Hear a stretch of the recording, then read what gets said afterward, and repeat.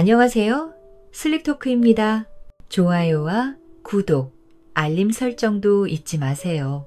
그럼 눈을 감고 이야기 속으로 함께 들어가 볼까요?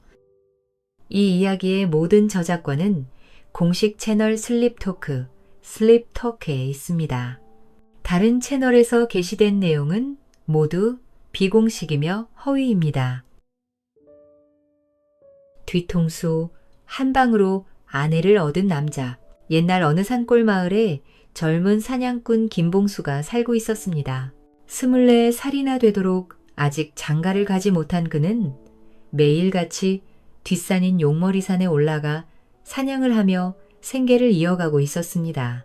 봉수는 활솜씨가 뛰어나 한번 산에 오르면 빈손으로 내려오는 법이 없었습니다. 그의 활솜씨는 백발백중이어서 마을 사람들은 그를 보고 저 총각이 활솜씨만큼이나 여인네 마음을 얻는 재주가 있었다면 벌써 아이 노릇을 했을 텐데 라며 농담을 하곤 했습니다. 10월의 어느 날이었습니다. 해가 뉘어갈 무렵 봉수는 평소보다 더 깊은 산속으로 들어가 엉니를 잡았습니다. 해는 기울어 가는데 배가 고파서 견딜 수가 없었습니다. 그래서 나무를 모아 불을 피우고 잡은 엉니를 구워 먹기로 했습니다. 이윽고 고소한 냄새가 솔솔 풍겨나올 무렵이었습니다. 봉수가 침을 꿀꺽 삼키며 꽝다리를 뜯어 먹으려 할 때 어디선가 앓는 소리가 들렸습니다. 아이고 죽겠다. 허기져서 더는 못 걷겠어. 봉수가 고개를 돌려보니 누더기 승복을 입은 스님 한 분이 비틀거리며 이쪽으로 걸어오고 있었습니다. 젊은이, 늙은 중이 며칠을 굶다 보니 다리에 힘이 빠졌구려. 혹시 그 고기를 조금만 나누어 줄 수 있겠나? 봉수는 어리둥절했습니다. 스님께서 고기를 청하시다니 말입니다. 스님, 제가 알기로 스님들은 고기를 잡수지 않으신다 들었는데 괜찮으시겠습니까? 스님이 허웃으며 대답했습니다. 젊은이, 배고픈 중에게는 모든 음식이 다 깨달음을 위한 약이 되는 법이라오. 어차피 술이나 고기는 창자를 통과해 사라질 것이고 부처님은 마음에 남을 테니 아무 문제 없지 않겠소. 스님은 그런 엉터리 변명을 대고는 꿩고기를 허겁지겁 뜯어먹기 시작했습니다. 봉수는 어이가 없었지만 이미 드시고 계시니 뭐라고 할 수도 없었습니다. 스님께서 그리 말씀하시니 더는 저도 염려치 않겠습니다. 마음 편히 드십시오. 스님이 껄껄 웃었습니다. 오, 자네 참 넉넉한 마음을 지녔구려. 그런데 이 꿩고기가 너무 맛있어. 내가 그만 거의 다 먹어버렸지 뭔가. 자네는 무엇으로 허기를 면하겠나? 봉수가 옆에 놓인 다른 꽝을 가리키며 말했습니다. 염려 마십시오. 저에게 엉니가 더 있으니 집에 가서 부모님과 함께 먹을 요량입니다. 그런데 스님의 눈이 반짝 빛났습니다. 그렇군. 그런데 말이야. 나는 아직도 허기가 가시지 않았네. 그 꿩도 마저 구워줄 수 없겠는가. 내 며칠을 굶어서 이 정도로는 도저히 배가 차지 않는군. 봉수는 그 말에 기가 막혔습니다. 스님이 꽝 한 마리를 순식간에 해치운 것도 신기했는데 다른 한 마리도 또 달라고 하니 말입니다. 스님, 어찌 그리 빠르게 드십니까? 저도 먹는 것을 꽤 좋아한다 생각하였으나 스님 앞에서는 생색도 못 내겠습니다. 스님이 배를 문지르며 말했습니다. 사흘을 굶고 이런 귀한 음식을 만나면 누구든 이성을 잃고 먹게 되지. 자, 뭐하고 있는가?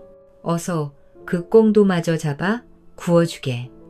봉수는 마음이 착한 사람이었습니다. 스님이 사흘을 굶었다고 하니 불쌍한 마음이 들었습니다. 봉수는 들고 있는 꽝다리를 가리키며 말했습니다. 그러지요. 이것만 먹고 나면 곧장 잡아 구워 올리겠습니다. 그런데 스님이 갑자기 봉수의 손에서 엉다리를 낚아챘습니다. 미안하네. 못 참겠어. 내 허기를 먼저 달래야겠네. 스님, 그것은 소인이 먼저 입을 것이라 더럽습니다. 상관없네. 상관없어. 나는 그런 것을 개의치 않으니 자네가 침을 묻혔다 한들 그게 무슨 대수겠는가. 봉수는 기가 막혀 저도 모르게 웃음을 터뜨렸습니다. 참으로 기이한 스님이시로구나. 생각하며 꿩을 굽기 시작했습니다. 스님은 그 사이 땅에 앉아서 연부를 외우기 시작했습니다. 얼마 후 봉수가 꿩을 다 구웠습니다. 봉수는 스님이 반마리쯤만 드시겠거니 생각했는데 이번에도 꿩 한 마리를 통째로 가져가서는 순식간에 먹어 치웠습니다. 불에만 구워 아쉬웠지만 나름의 별미였네. 스님이 입을 닦으며 기지개를 켰습니다. 봉수가 말했습니다. 저도 느닷없이 요리한지라 변변한 양념이 없었습니다. 하, 그래도 내가 오늘은 굶지않을 복이 있었네. 스님이 배를 두드리며 크게 웃었습니다. 이제 더 먹을 것이 없으니 나는 가보겠네. 봉수가 이 범상치 않아 보이는 스님에게 넌지시 여쭈었습니다. 스님, 어디서 오셔서 어디로 가시는 길인가요? 스님이 빙그레 웃으며 대답했습니다. 나는 영사에서 왔네. 어디로 가는지는 알 수 없지. 구름이 흘러가듯 떠도는 몸이니 하늘의 뜻대로 발길이 닿는 곳으로 가는 것이야. 그렇군요. 부디 조심히 가십시오. 봉수가 인사를 하며 활과 화살을 챙기려는데 스님이 말을 걸었습니다. 잠깐, 젊은이. 남의 은혜를 입으면 반드시 보답하는 것이 이승의 법도 일세.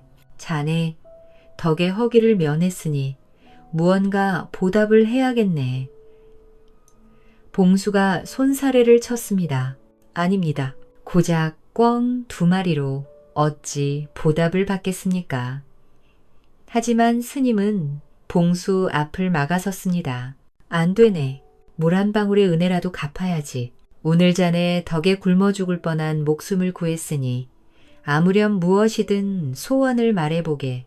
내가 할 수 있는 일이라면 반드시 도와주겠네. 봉수는 그저 하는 말이니 생각했습니다. 정녕 제 소원을 들어주신 말씀이십니까? 그럼 당연하고 말고 자네처럼 착하고 정이 많은 사람을 만나는 것은 참으로 드문 일이네. 무슨 소원이든 말해보게. 내 불길이라도 해치고 도와주겠네. 다만 다른 사람에게 해를 끼치는 일은 안 될 말이네. 봉수가 곰곰이 생각해보더니 멋쩍게 웃으며 말했습니다. 그럼 말씀드리겠습니다. 저는 나이 24가 되도록 아직 장가를 가지 못했습니다. 부모님께서도 걱정이 많으십니다. 스님께서 전국을 떠돌아다니시니 혹 좋은 처자를 만나시거든 저에게 중매를 서주실 수 있겠습니까? 스님이 고개를 끄덕였습니다. 오호라, 그 일이라면 쉬운 일이지. 그러더니 갑자기 품 안에서 한자 길이에 나무 막대기를 꺼내들었습니다. 내일 해가 뜨기 전에 조씨 대감댁 뒷문으로 가시게. 해가 뜰 때쯤 되면 뚱뚱하고 귀가 큰 남자가 뒷문에서 나올 것이야. 그자가 회색 두루마기를 입고 있다면 이 막대기로 말없이 힘껏 뒤통수를 내려치게. 그러면 자네가 바라던 짝을 얻게 될 것이네. 깜짝 놀란 봉수가 손사래를 치며 말했습니다. 스님, 아무 죄 없는 사람을 때리라뇨. 그런 못된 짓은 할 수 없습니다. 아까 남에게 해를 끼치는 일은 피하라 하지 않으셨습니까? 스님이 또다시 껄껄 웃었습니다. 하하, 자네가 때릴 그자는 좋은 사람이 아니니 걱정 말게. 그를 혼내주는 것이야말로 선행일세. 하지만 나를 믿지 못하겠다면 어쩔 수 없지. 봉수가 의심스러운 눈으로 스님을 바라봤습니다. 정말 그렇습니까? 제가 그 말을 믿어도 되겠습니까? 스님이 엄숙한 표정을 지었습니다.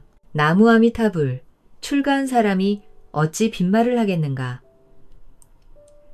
봉수는 잠시 망설이다가 나무 막대기를 받아들였습니다. 그럼 스님 말씀을 믿고 해보겠습니다. 그렇게 말하고 스님과 헤어진 봉수는 해가 지기 전에 뻥 2마리를 더 잡을 수 있었습니다. 집에 돌아가서 저녁을 먹으면서 봉수는 아버지에게 오늘 있었던 일을 자세히 말씀드렸습니다. 저녁을 잡수시며 술 한 잔을 곁들이시던 봉수 아버지가 그 나무 막대기를 자세히 들여다보더니 이내 입을 열었습니다. 봉수야, 네가 오늘 보통 중을 만난 것이 아닌 것 같구나. 누더기를 걸치고 굶주렸다고는 하나 사람은 것만 보고 판단할 수 없는 법이지. 그 스님이 그렇게 말했다면 반드시 이유가 있을 게다. 내일 일찍 일어나서 조씨 대감댁에 가보거라. 정말 회색 두루마기를 입은 자가 나오면 스님 말대로 해보자꾸나. 봉수가 고개를 끄덕였습니다. 그날 밤 봉수는 마음이 뒤숭숭하여 잠을 이루지 못했습니다. 이른 새벽에 일어나서 그 나무 막대기를 들고 조대감댁으로 향했습니다. 마을에서 조대감댁까지는 십리길이었습니다. 한참을 걸어서 도착했습니다. 봉수는 2년 전 조씨 대감의 회가변 때 산나물과 꽁고기를 팔러 왔던 터라 뒷문이 어디 있는지 잘 알고 있었습니다. 뒷문 옆 큰 나무 뒤에 숨어서 기다리고 있는데 해가 떠오를 무렵 정말로 뒷문이 열렸습니다. 몸집이 오람하고 귀가 큰 남자가 회색 두루마기를 입고 나왔습니다. 봉수는 그 남자의 얼굴을 보고 깜짝 놀랐습니다. 얼굴이 어찌나 흉악하게 생겼는지 좋은 사람은 아닐 거라는 생각이 퍼뜩 들었습니다. 봉수는 스님의 말대로 나무 막대기를 들고 그 남자의 뒤로 다가가서 뒤통수를 힘껏 내려쳤습니다. 으악! 남자가 스님이 준 나무 막대기에 맞자마자 비명을 지르며 땅에 쓰러졌습니다. 봉수는 깜짝 놀라 그대로 도망치려는데 쓰러진 남자가 갑자기 땅에서 대굴대굴 구르더니 험상궂은 회색 멧돼지로 변했습니다. 이 요괴는 소문으로만 전해지던 요괴였습니다. 아니, 이놈이 사람으로 둔갑했던 요괴였단 말인가. 그러니 스님께서 악인이라 하셨지. 봉수는 혼잣말로 중얼거리더니 그 요괴를 발로 차며 큰 소리로 외쳤습니다. 이 녀석아, 사람의 탈을 쓰고 대감댁에 무슨 해코지를 하려 했느냐. 어서 사실대로 말하거라. 그때 뒷문에서 10살 남짓 되어 보이는 하인이 나와서 이 광경을 보고 깜짝 놀라며 말했습니다. 아니, 혹시 이 요괴를 젊은이가 잡으신 것이요? 봉수가 고개를 끄덕였습니다. 예, 제가 잡았습니다. 이 돼지 요괴가 무슨 나쁜 짓을 저질렀습니까? 하인이 무릎을 꿇으며 말했습니다. 이자가 요괴인지도 모르고 저희 집에 벌써 한 달이 넘게 묵었습니다. 어쩐지 그간 세간살이가 까닭없이 부서지고 종들은 줄줄이 병에 걸려 집안이 발칵 뒤집혔습니다. 요괴의 소행이라고들 하는데 어디 숨었는지 찾을 수가 있어야지요. 결국 저희 대감께서 방을 내걸어 요괴를 잡는 사람에게는 후한 상과 함께 이 집 따님과 혼인시켜 주겠다고 약조하셨습니다. 봉수가 놀라며 물었습니다. 정녕? 그러한 약조를 하셨습니까? 그럼 소인에게 상을 내리시고 따님과 혼인을 시켜주신다는 말씀이십니까? 그렇습니다. 어서 안으로 들어오십시오. 대감께 알리겠습니다. 이윽고 조 대감이 직접 나와 봉수를 맞이하였습니다. 술상을 차려주며 크게 기뻐했습니다. 자네의 성명이 무엇인가? 김봉수라고 합니다. 봉수 자네가 실로 큰일을 했네. 그 고약한 요괴를 찾아낸 것도 모자라 단숨에 때려잡다니. 고맙네. 참으로 고마워. 조대감이 봉수를 자세히 보니 인물도 훤칠하고 예의 또한 바른 듯하여 마음에 들었습니다. 봉수 자네 장가는 갔나? 아직 못 갔습니다. 조대감이 더욱 기뻐했습니다. 이리 훌륭하니 우리 딸 난영이도 필시 마음에 들어할 것이네. 그렇게 말하고는 딸을 불러 봉수에게 소개했습니다. 조대감의 딸 난영은 정말 아름다운 처녀였습니다. 봉수는 그 아름다움에 넋을 잃고 얼굴이 달아올랐습니다. 봉수, 우리 난영이가 곱지 않은가? 허허. 봉수가 난영을 마음에 들어하는 것을 본 조대감은 모든 시름을 털어내었습니다. 그러나 조대감의 부인 박씨는 생각이 달랐습니다. 평소 돈과 체면을 중히 여기는 성품인지라 봉수의 초라한 행색을 보고 가난한 농부의 아들임을 알아차렸습니다. 식사가 끝나고 박씨가 조대감을 찾아가 말을 했습니다. 여보, 혼인이라는 게 문벌이 맞아야 하는 법 아닙니까? 어찌 우리 같은 양반집 귀한 딸을 저런 천한 농부 집안 사냥꾼에게 시집 보낸단 말입니까? 조대감이 난처해했습니다. 허나 내가 이미 약조를 하였는데 어쩌겠소. 온 마을 사람이 다 아는 일이거늘. 박씨가 간교한 미소를 지었습니다. 여보, 내 말 좀 들어보세요. 딸을 시집 보내겠다고 했지 난영이를 시집 보내겠다고 했습니까? 지금 당장 누구라도 양녀를 삼아 난영이 대신 시집 보내면 되는 일 아닙니까? 조 대감은 부인의 말에 마음이 흔들렸습니다. 듣고 보니 맞는 말 같았습니다. 그렇게 조 대감 부부는 평소 난영의 시중을 들던 여종 금미를 몰래 양녀로 삼기로 했습니다. 금미는 스스로 난영과 빼닮은 고운 처녀였습니다. 다음 날 봉수는 다시 조 대감 댁에 들렀습니다. 박씨가 봉수를 맞이하며 말했습니다. 이복의 봉수, 우리 집의 은인이 되어 주었으니 이 고마움을 어찌 다 갚아야 할지 모르겠네. 이건 약속한 사례금일세. 박씨가 내민 것은 50냥이었습니다. 당초 약조했던 1000냥에는 한참 못 미치는 액수였으나 욕심이 없는 봉수는 그저 고마워할 따름이었습니다. 이렇게 큰돈을 주시니 몸둘 바를 모르겠습니다. 그럼 혼례는 언제 올리게 되는 겁니까? 봉수가 혼인 이야기를 꺼내자 박씨가 재빨리 말했습니다. 아이고, 미안하게 되었네. 우리 대감께서 갑작스러운 볼일이 생겨 잠시 나가셨네. 혼인 이야기는 내일 다시 와서 의논하는 것이 어떻겠나? 어리숙한 봉수는 박씨의 꿍꿍이를 알 리 없었으니 그저 고개를 끄덕였습니다. 알겠습니다. 그럼 내일 다시 뵙겠습니다. 봉수가 돌아가자 박씨는 몰래 하인을 시켜 봉수의 집안 형편을 알아보게 했습니다. 저녁에 하인이 돌아와서 보고했습니다. 마님, 김봉수의 집은 정말 가난합니다.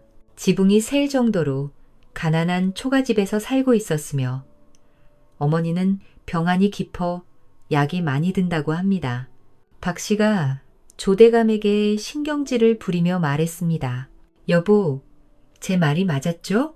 저런 가난뱅이가 우리 집으로 들어오면 돈만 축내고 우리 집안 체면을 깎아내릴 거예요. 금이를 양녀로 삼아 혼인시키는 수밖에 없어요. 일주일 동안 조대감은 여러 핑계를 대며 혼인을 미뤘습니다. 그러다 갑자기 혼례 준비가 다 되었다며 봉수에게 기별을 넣었습니다. 혼례 당일 봉수는 마을 사람들과 함께 기쁜 마음으로 신부를 맞이했습니다. 그런데 신방에 들어 신부의 족두리를 벗기고 얼굴을 가린 천을 걷어보니 난영 아씨가 아닌 금이었습니다. 아니, 금이가 아니냐? 도대체 이게 무슨 일이냐? 봉수가 놀라서 물어보니 금미가 울면서 사실을 털어놓았습니다. 봉수날이 정말 면목이 없습니다. 저도 오늘 아침에야 이런 일인 줄 알았어요. 마님께서 소인을 양녀로 삼았다고 하십니다. 난영 아씨께서도 이 일을 모르고 계셨다가 오늘에야 알고 몹시 마음 아파하셨습니다. 봉수는 처음에는 분노에 차올랐으나 마음을 다스렸습니다. 금아, 이 또한 우리의 인연인 모양이구나. 괜찮다. 마음 놓으렴. 내가 너를 귀하게 여기겠다. 고맙습니다, 나리. 금은 그 말에 감격하여 눈물을 흘렸습니다. 그날 밤 봉수는 이상한 꿈을 꾸었습니다. 꿈에 그 스님이 다시 나타나 봉수에게 술과 고기를 청했습니다. 봉수가 극진히 대접하자 스님이 말했습니다. 걱정 말거라. 조대감이 약조를 저버린 것은 나중에 죗값을 치를 것이다. 너는 금이를 진심으로 보살피거라. 참으로 착한 여인이니. 네, 스님. 그렇게 하겠습니다. 봉수는 스님의 당부대로 금미를 진심으로 대했습니다. 금미도 살림을 빈틈없이 챙기며 시부모님을 효심으로 모셨습니다. 봉수는 사냥만 하지 말고 장사도 해보기로 했습니다. 산에서 약초와 버섯을 캐내어 장터에 내다 팔기 시작했습니다. 정직하게 장사를 꾸려가니 사람들이 믿고 찾아주었습니다. 3년이 지나자 봉수는 읍내에 작은 약재전을 차렸습니다. 그리고 기와를 올린 번듯한 새 집을 사서 부모님을 모시고 금미와 함께 읍내로 이사했습니다. 봉수의 약재는 질이 좋고 가격도 적당해서 손님들이 줄을 섰습니다. 2년 후에는 약재전을 4개나 더 여러 제법 소문난 상인이 되었습니다. 그런데 조대감 댁의 형세는 정반대로 기울어가기 시작했습니다. 박 씨가 돈을 물쓰듯 쓰고 조대감은 장사에 손댔으나 소질이 없어 미천만 축냈습니다. 설상가상으로 산적들이 조대감 댁을 털어갔습니다. 그동안 모아둔 재산을 모두 빼앗기고 산적 우두머리가 아직 시집가지 않은 조대감의 딸 난영아 씨를 보고 탐을 냈습니다. 이 처녀를 우리 산채로 데려가겠다. 난영아 씨는 산적의 수중에 들어가느니 차라리 죽음을 택하리라 마음먹었습니다. 목을 메어 스스로 목숨을 끊으려 하였으나 이를 본 하인이 말렸습니다. 하지만 결국 그 다음 날 난영이는 스스로 벽에 머리를 부딪혀 세상을 하직하고 말았습니다. 박 씨는 외동딸을 잃고 통곡하였습니다. 조대감도 하루아침에 모든 것을 잃고 낙담하여 거의 폐인처럼 지냈습니다. 봉수회가 이 소문을 듣고 가슴 아파하였습니다. 조대감 부부가 자신들을 속였지만 그래도 원한을 품고 살고 싶지는 않았습니다. 여보, 우리가 이토록 풍요롭게 살게 된 것도 처음에 조대감께서 주신 50냥 덕분입니다. 그분들이 어려울 때 우리가 외면해선 안 되지 않겠습니까? 금미의 말에 봉수도 고개를 끄덕였습니다. 그렇소. 당신 말대로 하겠소. 우리가 돕도록 합시다. 봉수 부부는 100냥을 챙겨 조대감 댁을 찾아갔습니다. 조대감은 봉수를 보자 부끄러워서 고개를 들지 못했습니다. 대감날이 이런 일을 당하시어 얼마나 상심이 크시겠습니까? 이 돈으로 당분간의 살림에 보태시고 부디 기운을 내십시오. 조대감이 눈물을 흘리며 말했습니다. 봉수, 내가 자네에게 어찌 면목이 있겠는가. 약조를 저버리고 자네를 기만했는데 이미 지난 일입니다. 저는 금미와 더없이 행복하게 살고 있으니 부디 마음 쓰지 마십시오. 박 씨도 나와서 봉수 앞에 무릎을 꿇었습니다. 봉수, 내가 잘못했네. 그때 난영이를 자네에게 시집 보냈더라면 우리 난영이도 그런 변을 당하지 않았을 텐데 모든 것이 내 욕심 탓일세. 봉수가 박 씨를 일으켜 세우며 말했습니다. 마님, 이제 그만 잊으시고 부디 몸을 챙기십시오. 앞으로 어려운 일이 있거든 언제든 찾아주십시오. 봉수 부부가 떠난 후 박 씨가 조대감에게 말했습니다. 여보, 정말 후회스러워요. 진작 봉수에게 난영이를 시집 보냈더라면 우리 딸도 살고 집안도 이렇게 몰락하지 않았을 텐데 조대감도 고개를 끄덕였습니다. 그러게 말이요. 결국 모든 것이 우리가 자초한 일이 아니겠소? 착한 사람은 복을 받고 욕심이 과하면 화를 부른다고 하더니 과연 그 말이 맞는가 보. 그 후로도 봉수는 계속 번성하여 한양에까지 약재전을 내는 큰 상인이 되었습니다. 금미와 사이에도 아들, 딸을 여럿 두었고 부모님도 병치레 없이 오래오래 장수하셨습니다. 봉수는 늘 그 스님을 잊지 않고 감사해 했습니다. 그리고 어려운 사람들을 도우며 착하게 살았기 때문에 온 고을 사람들의 칭송을 받았습니다. 하늘은 스스로 돕는 자를 돕는다더니 역시 착한 사람을 버리지 않는구나. 사람들은 봉수의 이야기를 들으며 이렇게 말했습니다. 과한 욕심을 부리지 말고 정직하게 살아야 한다는 깨달음을 얻었다고 합니다. 이 이야기는 착한 사냥꾼 김봉수의 선행과 진실된 마음이 결국 행복으로 이어진다는 교훈을 담고 있습니다.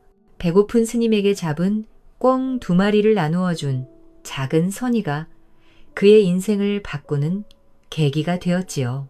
반면 조 대감의 아내는 탐욕과 신분에 대한 집착으로 인해 스스로 불행을 자초했습니다.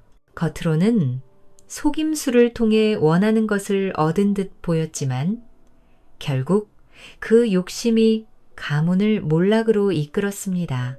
이에 비해 김봉수는 속임을 당하고도 금이를 진심으로 아끼며 성실히 살아가 마침내 부와 명예를 얻었습니다.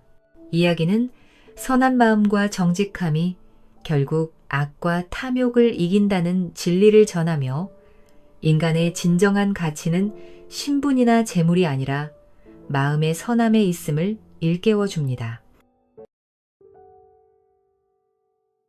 짝사랑하던 산골 과부와 인연을 맺은 사냥꾼.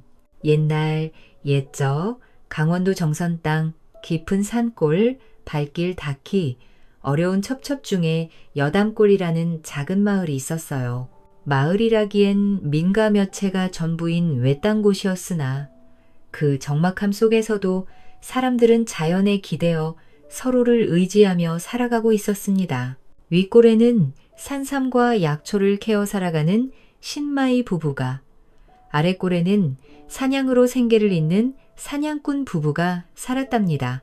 자연의 아름다움과 고립된 환경은 그들의 삶을 세상과 동떨어진 고요함으로 채워주었지요. 어이구, 형님, 아침 일찍부터 벌써 움직이나 싶더니만 역시 그 쓸데없는 부지런함은 알아주셔야 하는구만. 또 산타로 나가시오? 산삼이라고는 구경도 못하는 양반이 무슨 신마야. 그냥 약초꾼이라 하시구려.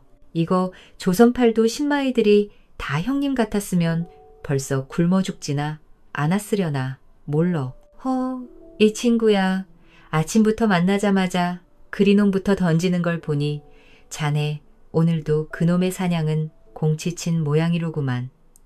내가 아무리 산삼을 못 만지는 신마이라도 어디 토끼나 다람쥐 같은 놈들로 겨우 걸리는 사냥꾼만 하겠는가? 허이구, 죄에 돈도 안 되는 약초, 나불랭이만 캐와도 다가지 한번 안 긁는 토끼 같은 마누라가 집에 있다고 너무 잘난 척 하시는 거 아니시오? 이거야 원. 어디 그 집 금슬이 하도 유별난 통에 동네 남정네들이 아주 부러워서 길을 못 펴고 사니 산신도 눈이 멀어 사냥감을 안 내려주시는 거 아니겠어? 이렇듯 사냥꾼과 신마이는 서로 아무렇지 않게 농을 주고받을 만큼 포영호제하며 살갑게 지내고 있는 가까운 사이였답니다. 윗집의 신마이 내외는 둘 다 넉넉한 품을 지녔고 서로를 아끼고 사랑하는 마음이 뜨거웠습니다. 남편은 성실하게 산을 타 약재를 구해왔고 아내인 부인은 그런 남편을 지극정성으로 보살피며 살림을 꾸려나갔습니다. 말이 신마이지. 제대로 된 산삼을 구경해 본 것은 몇 해 전인지 기억도 나지 않았지만 그럼에도 불구하고 두 사람의 금슬은 가히 끈끈하기가 대단했지요. 해가 질 무렵 마당에서 장작을 패는 남편에게 부인이 시원한 우물물한 바가지를 건네며 물었습니다. 서방님, 올겨울 추위가 매섭다는데 땔감이 모자라지는 않으신지요? 또 제가 서방님께 이런 소리를 하였다고 무턱대고 장작부터 구하러 나가실 생각은 마시고요. 괜히 일 욕심 부리시다. 몸 상하실까? 염려됩니다.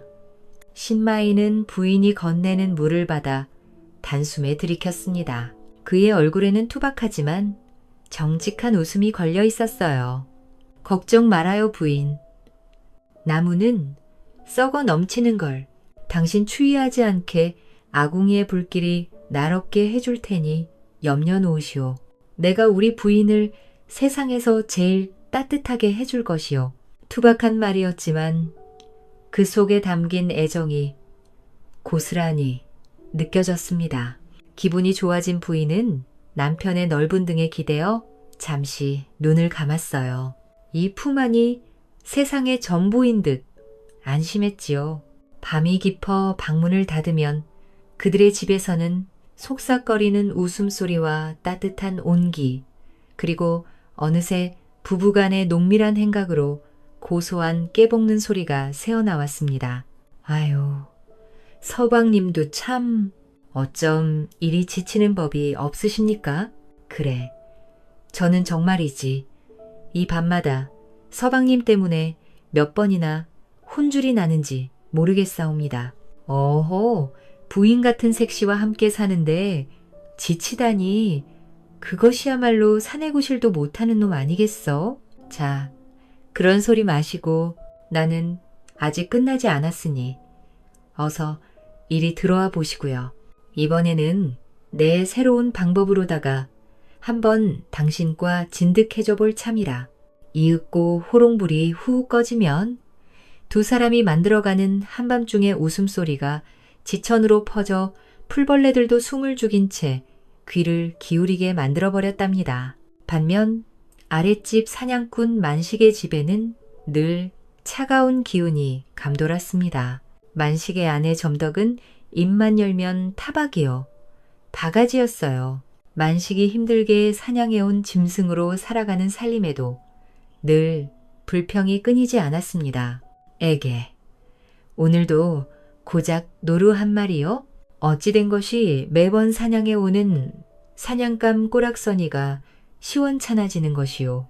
이대로 겨울을 맞이했다가는 겨울나기는커녕 추운 한파를 반도 지나치지 못하고 아마 굶어 죽기 딱 좋겠소. 그래, 당신 사냥꾼이 적성에 맞지 않는 거 아니요? 일이 이 지경이면 아예 이참에 다른 재주라도 좀 배우는 게 어떠하오?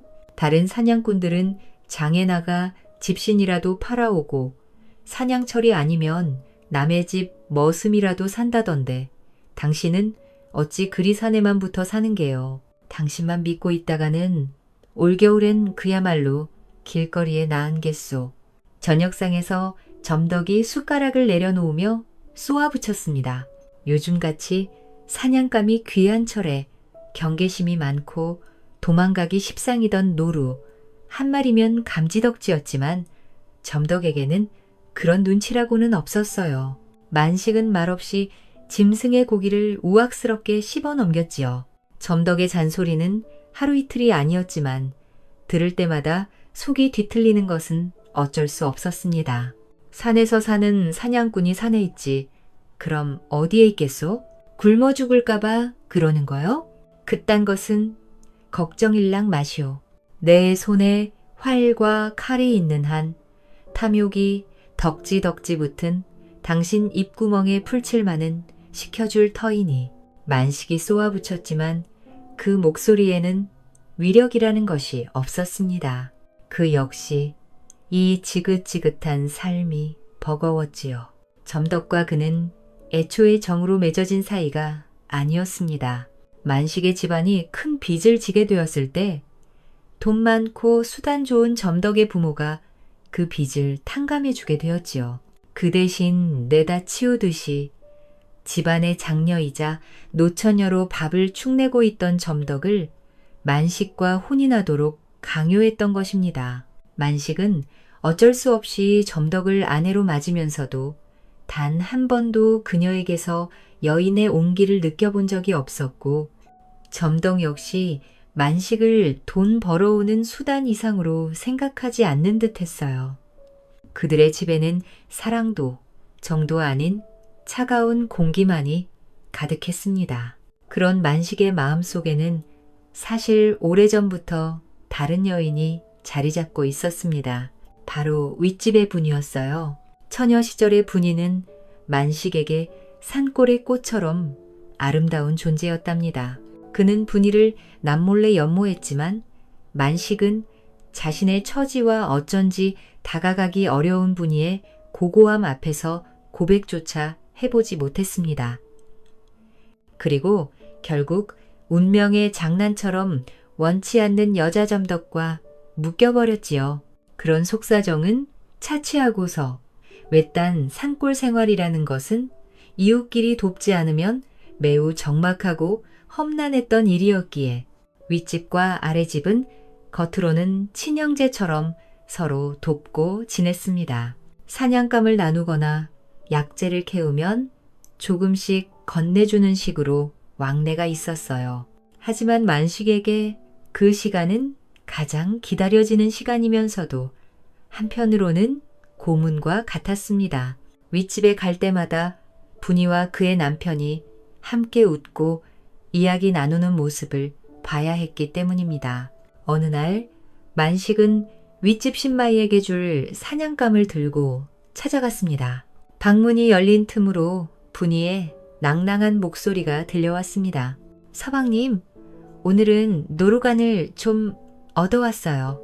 아랫집 홍서방이 주신 건데 사내의 몸에 좋다고 하니 우리 서방님 많이 드셔요. 허허, 아니 보시오 임자. 내 몸이 이 이상 좋아지면 야밤마다 우리 분이는 나를 어찌 감당하려 그러시오? 요사이 내가 조금 소홀했다고 이리 눈치 주는 것이오? 아유, 정말로 못 말리신다니까. 신마이의 굵직한 웃음소리와 분이의 교태 섞인 비음에 만식은 사냥감을 들고 있던 팔의 힘이 쭉 빠지고 말았습니다. 지아비를 향한 분이의 목소리는 늘 상냥했고 눈빛에는 사랑이 가득했지요. 그 모습을 볼 때마다 만식의 심장 속에서는 시커먼 질투심이 피어 올랐습니다. 이런, 원래 저 자리에 있어야 할 사람은 솔직히 이야기해서 나 아니던가 말이야. 말이 바른 말이지. 사실 내가 먼저 연모했던 분이 이건을 어찌 저희 다른 사내와 행복하게 사는 것을 두 눈 뜨고 보고만 있어야 한단 말인가. 게다가 나는 이토록 혼인 생활의 염증만 느끼고 있는데. 만식은 분이와 행복하게 살고 있는 신마이가 원망스러웠고 그런 신마이를 사랑하는 분이가 야속했으며 자신과 한 집에서 사는 점덕에게는 분노가 치밀었답니다. 그러던 어느 날 밤 만식은 사냥을 마치고 평소보다 늦게 집으로 돌아왔어요. 강문 앞에서 희미한 불빛이 새어나왔지만 인기척이 없었습니다. 문을 열려던 그는 안에서 들려오는 점덕의 목소리에 발걸음을 멈췄습니다. 그것은 만식에게 건네는 목소리가 아니었어요. 자신은 단 한 번도 들어본 적이 없던 너무도 부드럽고 애틋한 속삭임이었습니다.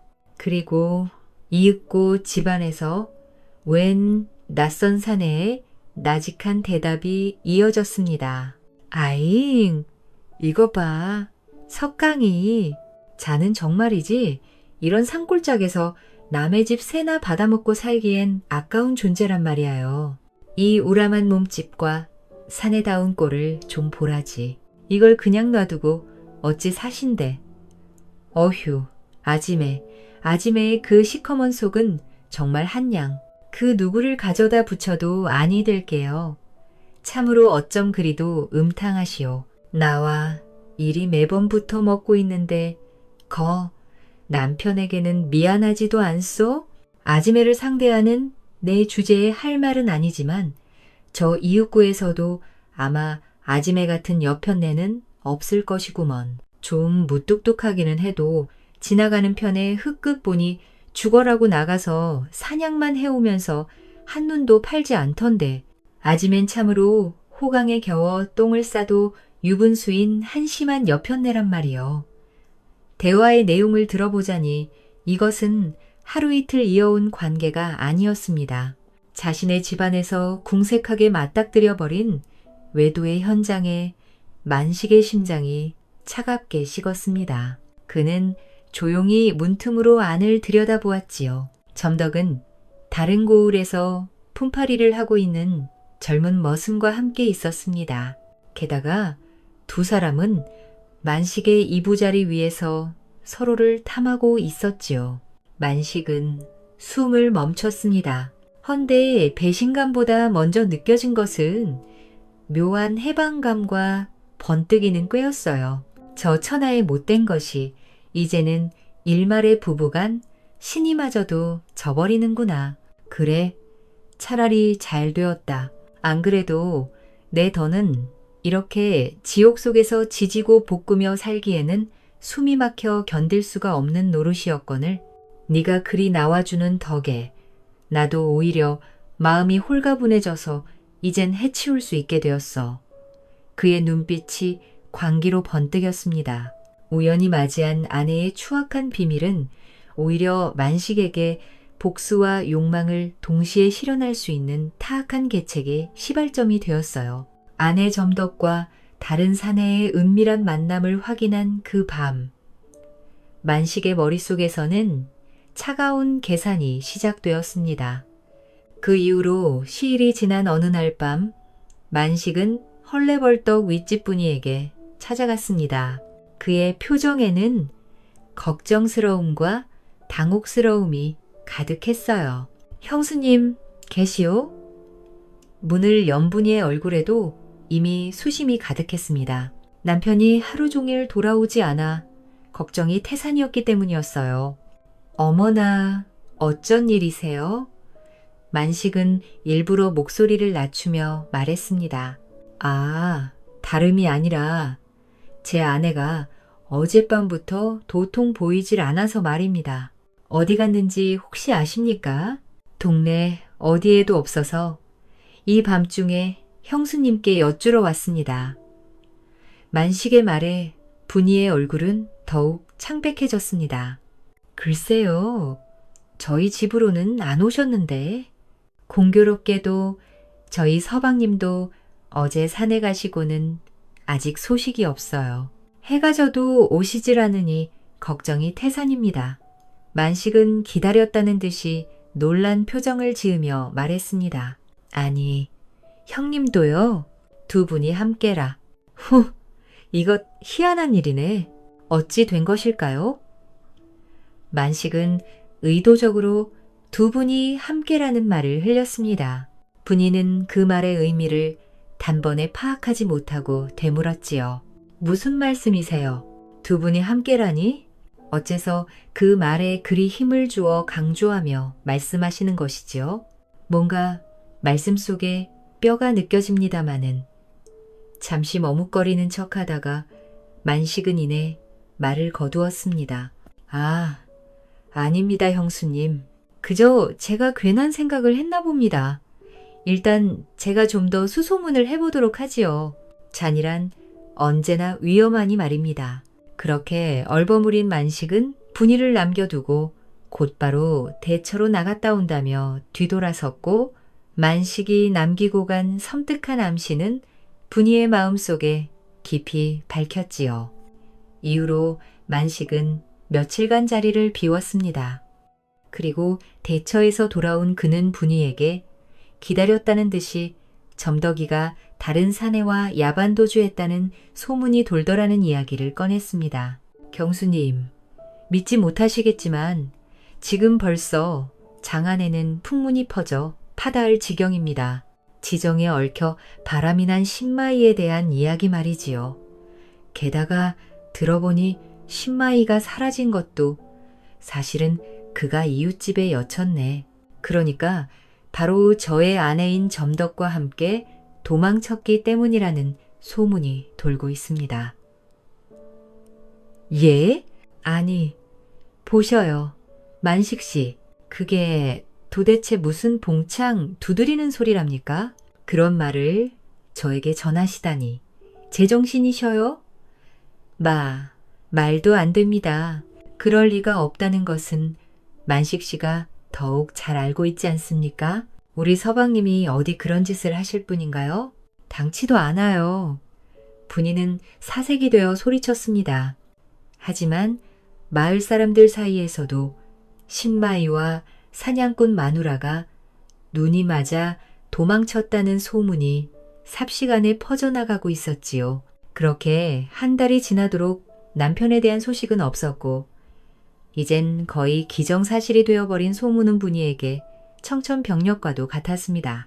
신마이와 사냥꾼 마누라가 눈이 맞아 도망쳤다는 소문은 불길처럼 여담골을 휩쓸었고 분이의 가슴에 비수처럼 꽂혔습니다. 매일을 남편의 무사기환을 빌고 또 빌며 그녀는 못내 귀를 닫고 소문을 무시하려 했지만 그것도 오래가지 못했어요. 분이는 사랑했던 남편이 자신을 버렸다는 배신감과 갑작스러운 상실감에 식음을 전폐하고 방에 틀어박혀 버렸어요. 남편의 부재와 소문의 무게로 분이의 작은 몸은 짓누르고 있었지요. 언제나 깨가 쏟아지는 금슬 좋던 집안은 깊은 정막에 잠겼습니다. 분이의 울음소리만이 간간히 집안의 고요를 찢어놓고 있었어요. 소문의 중심에 서서 서로의 배우자에게 배신을 당했다는 공통점이 사냥꾼과 분이를 엮고 있었습니다. 두 사람은 가을이 깊어지자 고립된 산골 마을에서 서로의 존재를 완전히 외면할 수는 없었습니다. 그간 부지런히 대처해 나가 자신의 아내와 신마이의 소식을 탐문하던 만식이 돌아와 분이에게 말했습니다. 그의 얼굴에는 아내를 찾지 못한 상심과 분이를 향한 염려가 뒤섞여 있었지요. 경수님, 백방으로 수소문해 보았으나 제 아내는 결국 찾지 못한 듯 합니다. 어디로 숨었는지 흔적조차 없이 사라졌다는군요. 만식의 침통한 표정의 분이는 고개를 숙인 채 아무 말도 하지 않았습니다. 만식은 분이의 앙상해진 모습과 깊어진 눈매를 보며 가슴 한편에 차오르는 기묘한 만족감과 함께 오래 억눌렀던 연모의 감정이 뒤섞이는 것을 느꼈습니다. 형님께서는 아무래도 정말로 점더위와 함께 나서신 것이 아니실지 그의 조심스러운 이야기에 분이는 격하게 고개를 저으며 소리쳤지요. 아니에요. 그럴 리 없어요. 우리 서방님은 절대 그런 분이 아니세요. 그 소문은 새빨간 거짓말입니다. 분이의 목소리는 절박했습니다. 만식은 더 이상 묻지 않고 그저 묵묵히 분이 곁에 앉아 있었지요. 그런데 하루가 가고 이틀이 가고 어느덧 속절없이 열흘이 흘러가 버렸습니다. 그쯤 되니 만식은 서서히 분이의 생활 속으로 스며들어 있던 참이었지요. 땔감이 떨어진 것을 보고는 말없이 장작을 패서 쌓아주었고 굶고 있는 분이를 위해 사냥한 짐승의 고기로 국을 끓여 가져다 주기도 했습니다. 경수님, 한 소리라도 좀 들어보시오. 이러다 쓰러지십니다. 뭐라도 좀 드셔야지요. 언제까지 이렇게 상심한 채로 세상을 등지고 식음을 전폐하며 지내실 참이십니까? 사는 사람은 살아야 한다고요. 형님의 소식도 오리무중인데 형수님마저 이리 정신을 놓고 계시면 제 마음도 찢어지는 것 아니겠습니까? 그의 목소리는 부드러운 위로가 가득 감겨 있었지요. 분이는 처음에는 만식의 도움을 거부했지만 깊은 슬픔과 고독 속에서 차츰 그의 묵묵한 보살핌에 기대게 되었습니다. 추운 겨울이 여담골을 하얗게 뒤덮자 두 사람은 점점 더 서로에게 유일한 온기가 되었습니다. 눈이 펄펄 내리던 어느 밤, 만식은 술에 취한 채 분이의 집문을 두드렸습니다. 형수님, 분이 형수님 계십니까? 문을 열어준 분이의 얼굴은 여전히 수척했지만 왠지 모르게 외로움이 가득했습니다. 만식은 비틀거리며 방 안으로 들어섰지요. 술 기운과 외로움, 그리고 분이를 향한 억눌린 욕망이 그를 재촉했습니다. 형수님, 제가 형수님 걱정에 도무지 잠을 이룰 수가 없습니다. 만식 씨, 어찌 이러셔요? 게다가 어쩜 이렇게 술을 많이 드셨어요? 정신 좀 차리고 어서 집으로 돌아가셔요. 동네 사람들의 눈이 있습니다. 언제까지 이렇게 계실 참이십니까요? 벌써 시간이 1년이 흘렀는데 이러다 정말로 큰일 하신다고요. 제 식구 버리고 바람나 도망친 사람을 언제까지 혼자 가슴에 담고 사실 작정이시오? 만식이 분이에게 다가가며 소리쳤고 분이 또한 깊은 상실감과 고독 속에서 마음이 흔들리고 있음을 스스로도 느꼈지요. 이제 그만 내려놓으시고 경수님 생각밖에 없는 나를 좀 봐주시오. 제발. 나에게는 정녕 아무런 마음조차 없는 거예요. 든 자리는 몰라도 나간 자리는 티가 나는 법이라 했던가요? 그날따라 유난히 분이는 비어있는 자신의 옆자리가 뼈저리게 실려왔습니다. 목 놓아 절규하듯 뱉어내는 만식을 바라보며 분이는 그에게서 할 수 없는 이끌림을 느꼈지요. 어쩌면 남편을 향한 배신감에 대한 반항심이었을지도 혹은 단순히 따뜻한 체온에 대한 갈망이었을지도 몰랐어요. 그간 현실을 외면하며 버텨왔지만 서러움과 동시에 외로움이 밀려들어 왔습니다. 결국 분이는 기다렸다는 듯 만식의 품에 안기고 말았지요. 이젠 나도 더 이상은 모르겠어요. 내가 그리 한평생을 의지하며 믿고 또한 사랑을 바쳤던 지압이라는 사람이 나를 두고 다른 여인, 그것도 한 우란에서 지내던 남의 집 아내와 눈이 맞아 나가버렸으니 속상해 어쩌면 좋단 말인가요? 경수님, 아니 분이 이제 그런 사람은 있고 눈앞에 나를 좀 봐달라는 말이요. 사실은 내가 분이를 먼저 좋아했다는 것을 왜 몰라주나. 당신이 혼이 나기 훨씬 이전부터 나는 분이 너만을 좋아해왔단 말이야. 나는 분이 당신을 결단코 먼저 떠나는 법이 없을 것이니까. 그 밤 만식의 절절한 외침을 끝으로 눈 내리는 여담골에서 두 사람은 지난날의 비극과 상실감을 잊으려는 듯한데 뒤엉켰습니다. 짜둔 외로움과 욕망이 뒤섞인 뜨거운 밤이었어요. 분이는 자신의 뺨을 타고 흐르는 눈물을 주체하지 못한 채 그렇게 만식의 묵직한 품 안에서 탄식의 숨을 깊게 뱉어내었습니다. 날이 새도록 이어진 두 사람의 하룻밤은 결국 두 사람이 서로에게서 새로운 삶의 도피처를 찾게 되는 물꼬와 같았답니다. 이후 자연스럽게 두 사람은 가시버시가 되어 새 살림을 차렸습니다. 만식은 분이를 여보라 부르고 분이 또한 그를 서방님이라 불렀습니다. 그들의 새로운 삶은 겉보기에는 행복하고 뜨거웠습니다. 만식은 분이를 향한 오랜 욕망을 채웠고 분이 역시 사랑하는 사람에게 버림받았다는 상실의 고통 속에서 예상치 못한 위안과 함께 외로움을 잊을 즐거움을 얻었어요. 그들은 지난 비극을 애써 잊은 채 여담골의 봄을 함께 맞이하며 웃음꽃을 피우며 지냈습니다. 하지만 분이는 얼마 지나지 않아 자신에게 찾아온 이 두 번째 행복의 실은 끔찍한 진실 위에 세워진 모래성일 뿐이었다는 것을 알게 되었습니다. 화사한 봄날, 꽃 피고 새우는 어느 날이었지요. 분이는 남편만이 좋아하는 곰치를 뜯기 위해 산속 깊숙하게 들어갔습니다. 오늘은 하늘도 맑고 날씨가 꽤 괜찮으니까 평소랑은 다른 곳까지 가보자. 혹시 알아? 귀한 나물이나 약초라도 발견할 수 있을지 말이야. 그날따라 무슨 바람이 불었는지 따뜻한 봄 아래 행복한 마음으로 산나물을 뜯으며 그녀는 점점 더 수풀이 우거지는 산 안쪽으로 깊이 들어가기 시작했지요.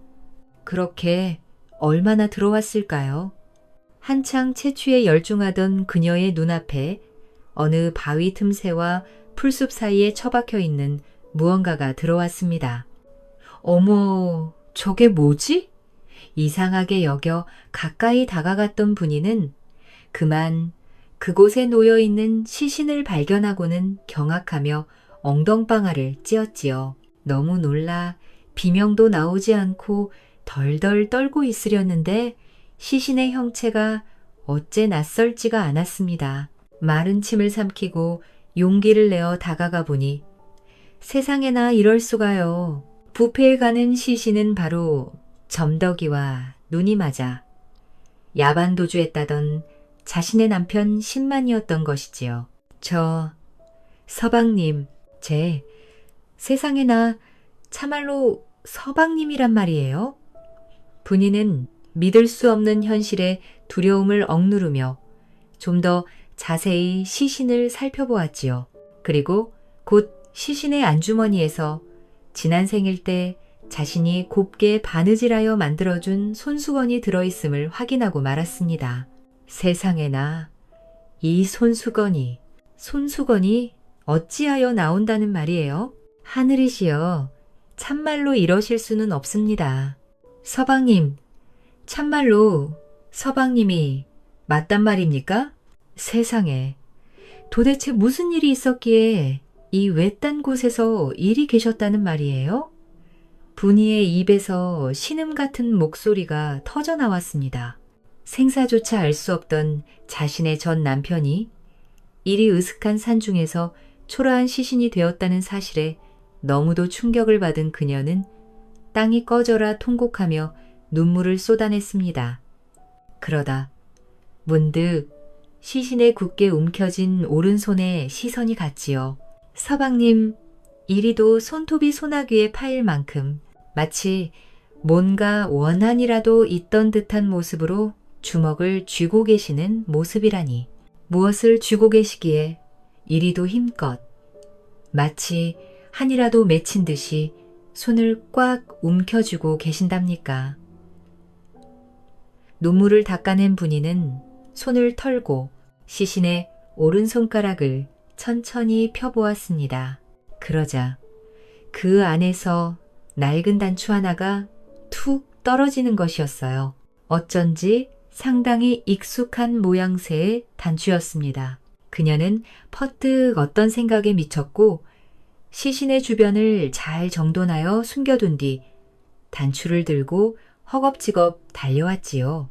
분이는 방문을 벌컥 열어젖히고 많이 지난 가을 자주 입었던 낡은 조끼를 꺼내보았습니다. 조끼에는 단추가 몇 개 달려 있었는데 맙소사 그중 하나가 떨어져 있는 것이었어요. 설마 아니겠지. 그럴 리가 없을 거야. 그녀는 벌벌 떨리는 손가락으로 조끼에 남은 단추와 남편 손에서 나온 단추를 가져다 보았습니다. 그리고 결과는 역시나였지요. 단추는 완벽하게 일치했어요. 끔찍한 진실이 분이의 머릿속을 강타했습니다.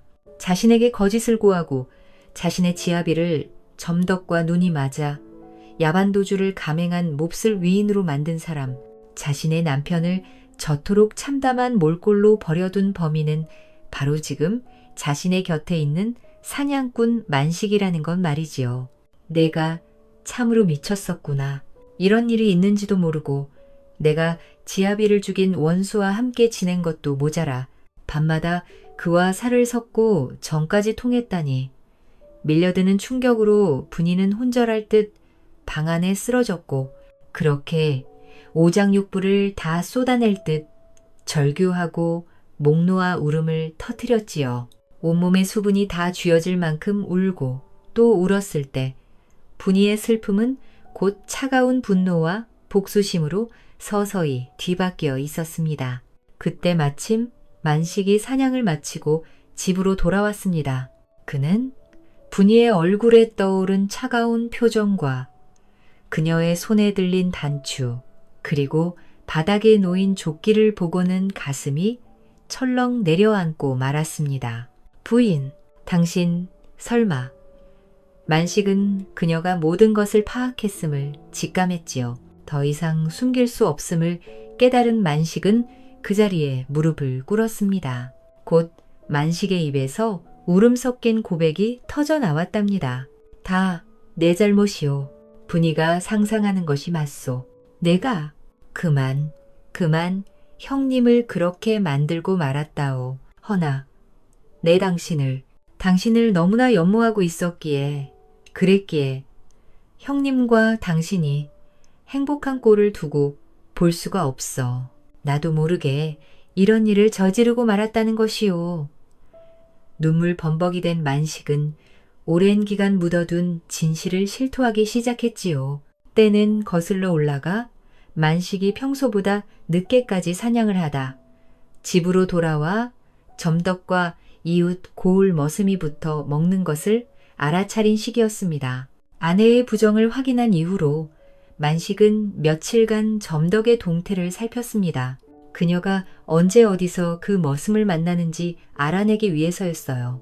그는 점덕이 평소 인적이 드물고 지형이 험한 산골짜기, 오래된 고목 아래의 바위굴에서 그 머슴을 만나기로 약속했다는 것을 알게 되었습니다.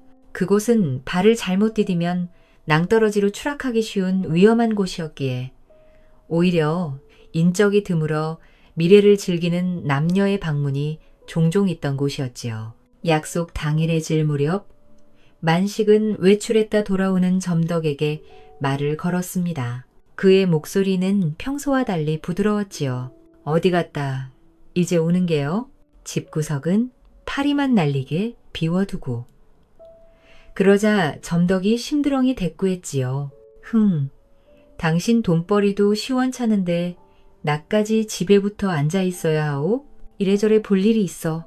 잠깐 나갔다 왔어. 그나저나 오늘은 아이고 겨우 코딱지만 한 토끼 한 마리 잡았네. 이제 아예 놀고 먹기로 작정이라도 한 게인가? 점덕은 만식이 가져온 사냥감을 내려다보고는 또다시 한숨을 쉬며 타박할 준비를 하는 듯 했습니다. 평소라면 다툼이 시작되었겠으나 만식은 그녀의 말을 톡 끊었지요. 그러지 말고 중요한 이야기가 있으니 잠깐 이리 와 앉아보. 뭔데 그러시오? 또 쓸데없는 소리나 하려는 건 아니겠지? 질문이 아니라 말이오. 내가 오늘 산에 갔다가 아주 귀한 것을 발견했지. 뭐요? 집만이 형님도 평생에 한번 볼까 말까 한 어마어마한 양일세. 좋기 100년근은 넘어 보이는데 이게 한 뿌리도 아니고 자그마치 20뿌리인 거요. 이걸 그대로 캐서 돌아오던 중에 아무리 보아도 이 시간에는 신만이 형님과 무조건 마주치겠다 싶어서 아무도 모르는 곳으로 우회해 숨겨두었다는 거 아니겠소. 괜스레 동네방네 소문이라도 나면 아니 되니까 말이오. 행여나 신만이 형님이 사실 자기가 봐둔 거라고 우기기라도 하면 이거 상당히 골치가 아파진다 이 말씀이지. 진정 그것이 사실이오? 100년근. 그것도 20뿌리? 이거 거짓말하는 거 아니겠지? 점덕의 목소리가 상기되었습니다. 그럼 이런 걸로 거짓말을 하겠는가? 고모가의 바위골 쪽 절벽 근처에 내가 면포로 잘 싸서 숨겨두었지. 오늘 밤이 지나고 나면 신만이 형님과 엇갈리지 않게 그리 가서는 자네랑 나랑 이웃 고을 장터에다가 후딱 팔고 오면 되는 거야. 그러면 우리는 평생 만져보지 못할 액수의 돈을 벌게 되는 거라고. 만식은 점덕이 머음과 만나기로 한 장소를 정확히 지목했습니다. 혹여나 그녀가 양심의 가책이라도 느낀다면 여기서 멈출 생각이었지요.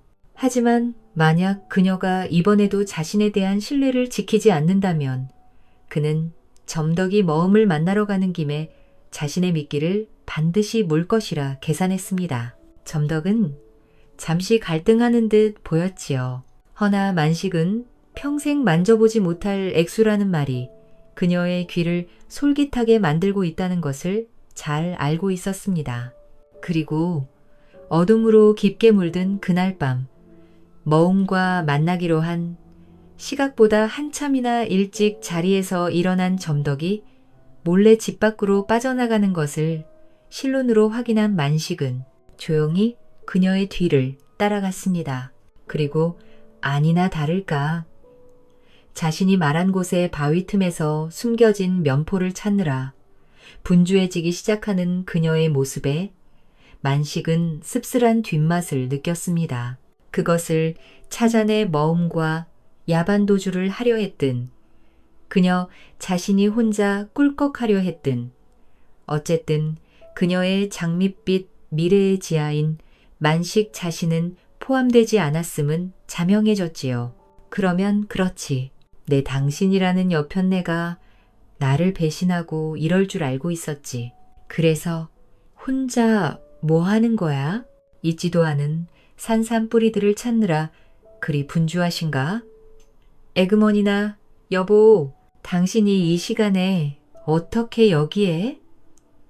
쏘스라치게 놀란 점덕의 목소리에는 놀라움과 경계심이 뒤섞여 있었어요. 만식은 아무 대꾸 없이 차가운 눈빛으로 점덕을 바라보았습니다. 그는 이제 일말의 가책조차 느끼고 있지 않았지요. 만식은 허둥지둥 변명을 늘어놓기 시작하는 그녀에게 다가가 순식간에 몸을 밀쳤습니다.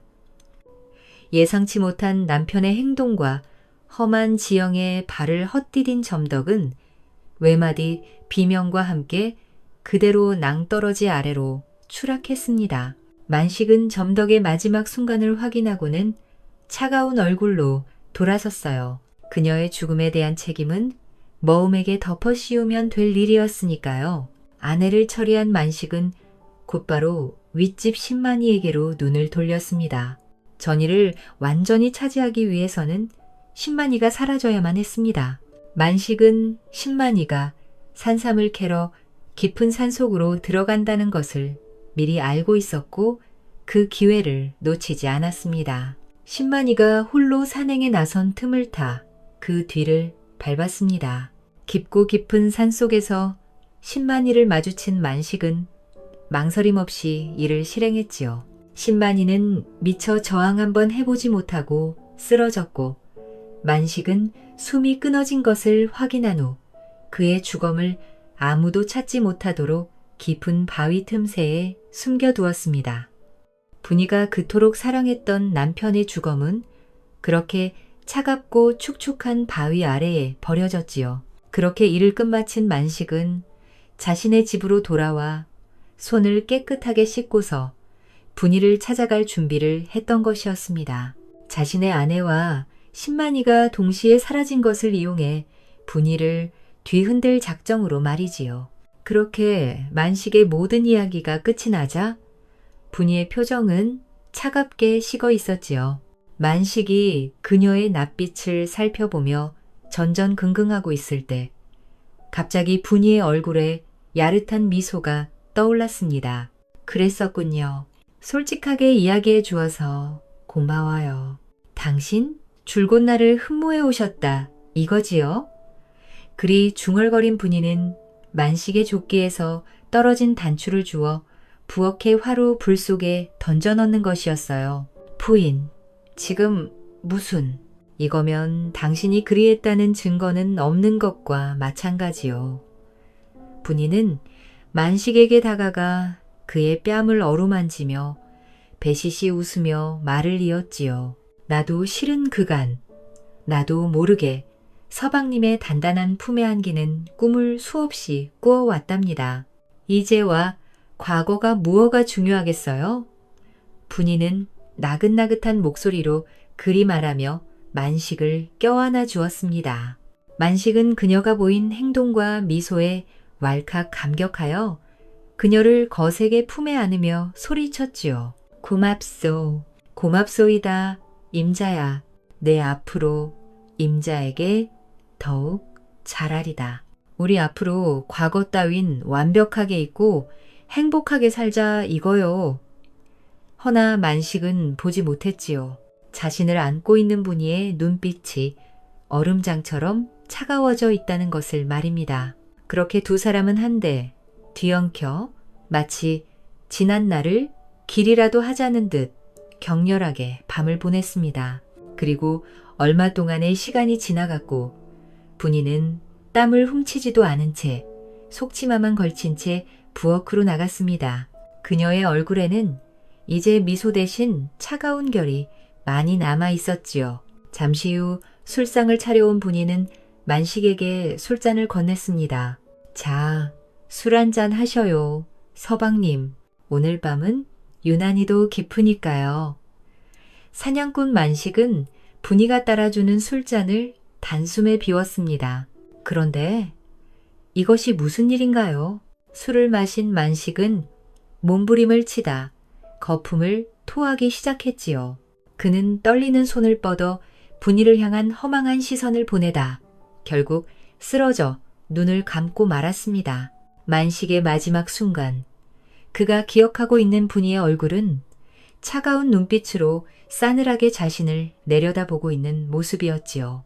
다음 날 아침 분이는 산속으로 들어가 신만이 남편의 시신을 정성 들여 수습했습니다. 외롭게 부패하고 있었던 시신 앞에서 분이는 또 한 번 울고 말았지요. 참으로 미안하고 송구합니다. 서방님, 당신을 이리 찬바닥에 눕혀놓고 아무것도 모른 채 당신만 원망하며 살았다니. 그러고도 제가 어찌 감히 당신의 반려였다 할 수가 있으며 또한 당신을 그리워한다 말할 수가 있을까요? 이제라도 편히 눈을 감고 좋은 곳으로 가셔요. 그녀는 신만이의 시신을 정성껏 땅에 묻고 돌을 따라 재를 올리며 추모를 마쳤지요. 남편에게 마지막 작별을 구한 그녀는 집으로 돌아와 만식의 시신도 수습했습니다. 지아비를 죽인 원수이지만 동시에 자신에게 짧은 시간이 남아 다른 형태의 애정을 주었던 또 하나의 지아비였던 것을 분이 역시 알고 있었습니다. 자, 당신 역시도 이제는 편히 눈을 감고 좋은 곳으로 가시란 말은 들리지 못하겠으나 그간 나를 위해 정성을 다해준 일만은 잊지 않겠습니다. 분이는 만의 시신 또한 양지 바른 곳에 묻고 그 앞에 술을 따랐습니다. 모든 일을 마친 분이는 비극과 모든 악몽의 흔적을 완전히 불태워 없애려는 듯 자신의 집과 만식의 집 모두에 불을 놓았습니다. 마른 나무와 집은 삽시간에 불길에 휩싸였고 불길이 첩첩 산중마을을 밝게 물들였지요.